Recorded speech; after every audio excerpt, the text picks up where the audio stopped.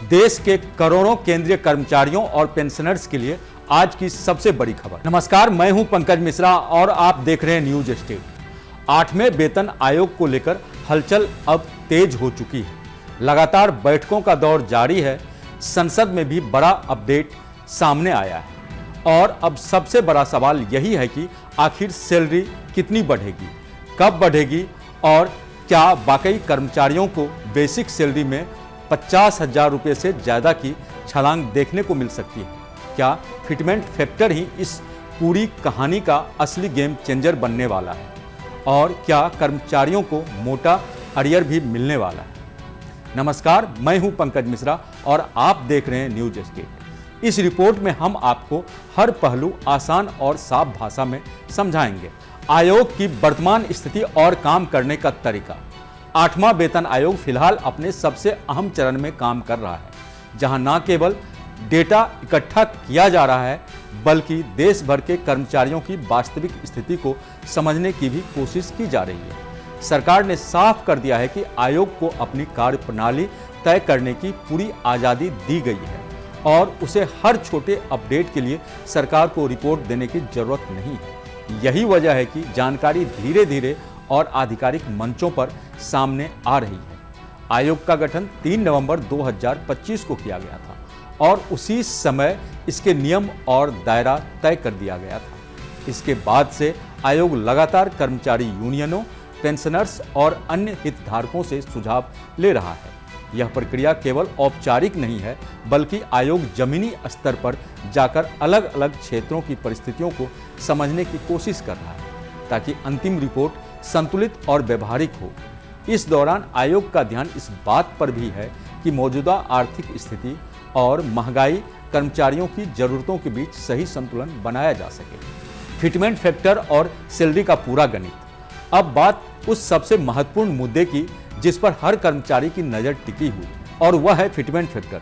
यह एक ऐसा गुणांक होता है जो पुरानी बेसिक सैलरी को नई में बदलता है। अभी 7वें वेतन आयोग में यह 2.57 है, लेकिन कर्मचारी संगठनों की मांग है कि इसे बढ़ाकर 3.83 किया जाए। अगर ऐसा होता है तो इसका असर बेहद बड़ा होगा। उदाहरण के तौर पर अगर किसी कर्मचारी की बेसिक सैलरी 18,000 रुपये है तो मौजूदा व्यवस्था में यह बढ़ाकर लगभग 4600 रुपये के आसपास पहुंचती है। लेकिन अगर फिटमेंट फैक्टर 3.83 हो जाता है तो यह सैलरी सीधे करीब 69,000 रुपये तक पहुंच सकती है, यानी करीब 51,000 रुपये का बड़ा अंतर देखने को मिल सकता है। यही कारण है कि कर्मचारी संगठन इस मांग को लेकर लगातार दबाव बना रहे हैं। हालांकि सरकार के सामने चुनौती यह है कि इतनी बड़ी बढ़ोतरी का वित्तीय असर भी काफ़ी बड़ा होगा, इसलिए संभव है कि सरकार कोई संतुलित या मध्यम रास्ता अपनाए। संसद में बयान और रिपोर्ट की टाइमलाइन। 8वें वेतन आयोग को लेकर सबसे बड़ा अपडेट संसद से सामने आया है, जहां वित्त राज्य मंत्री पंकज चौधरी ने राज्यसभा में जवाब देते हुए स्पष्ट किया है कि आयोग अपनी अंतिम रिपोर्ट 18 महीने के भीतर सौंपेगा। इसका मतलब यह है कि रिपोर्ट 3 मई 2027 तक आने की संभावना है।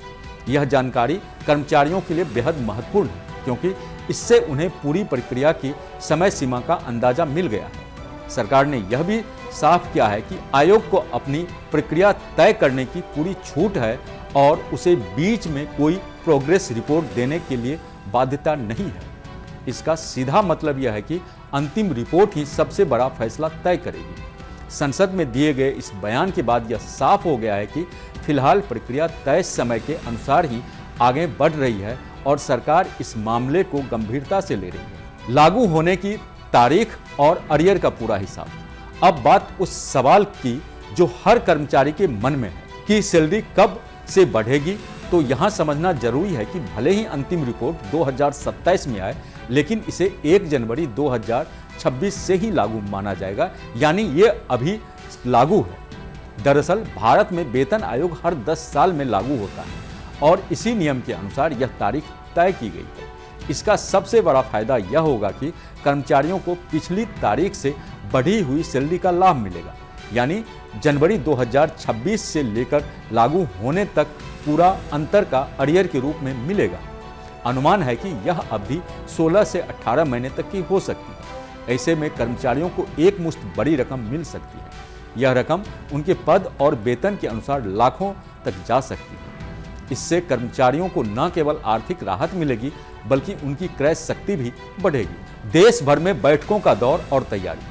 आयोग ने अपनी प्रक्रिया को काफी तेज करने के लिए देश भर में बैठकों का सिलसिला तेज कर दिया है। अगस्त में दिल्ली में बैठकों के बाद सितंबर में चेन्नई, पुडुचेरी और चंडीगढ़ में बड़े स्तर पर चर्चा आयोजित की जा रही है।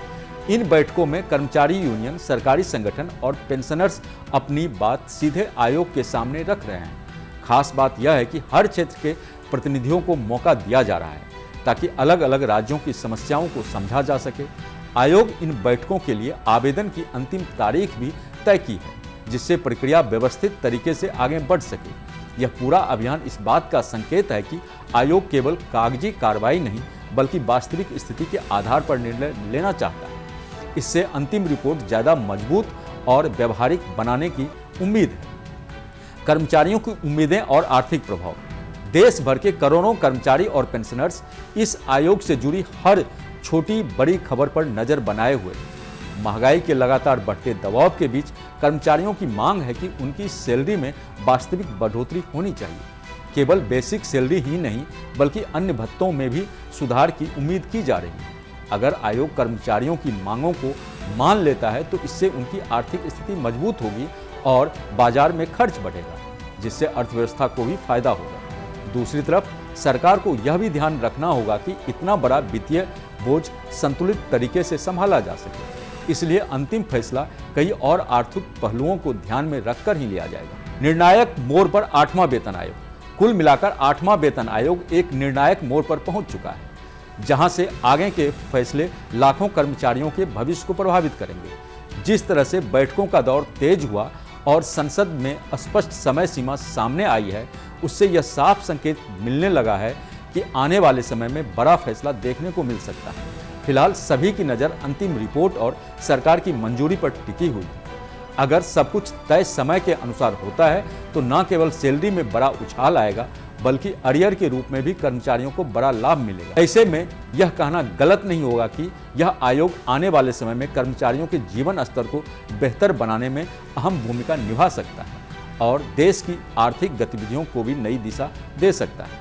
तो कुल मिलाकर 8वां वेतन आयोग अब अपने सबसे अहम चरम में पहुंच चुका है। सैलरी कितनी बढ़ेगी, कब मिलेगी और अरियर कितना आएगा, इन सभी सवालों के जवाब जल्द सामने आएंगे।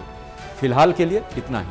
अगर आपको हमारा ये वीडियो पसंद आए तो इसे लाइक और शेयर करें और हमारे चैनल न्यूज नेशन को सब्सक्राइब करना ना भूलें ताकि हर बड़ी अपडेट आप तक सबसे पहले पहुंचे। धन्यवाद।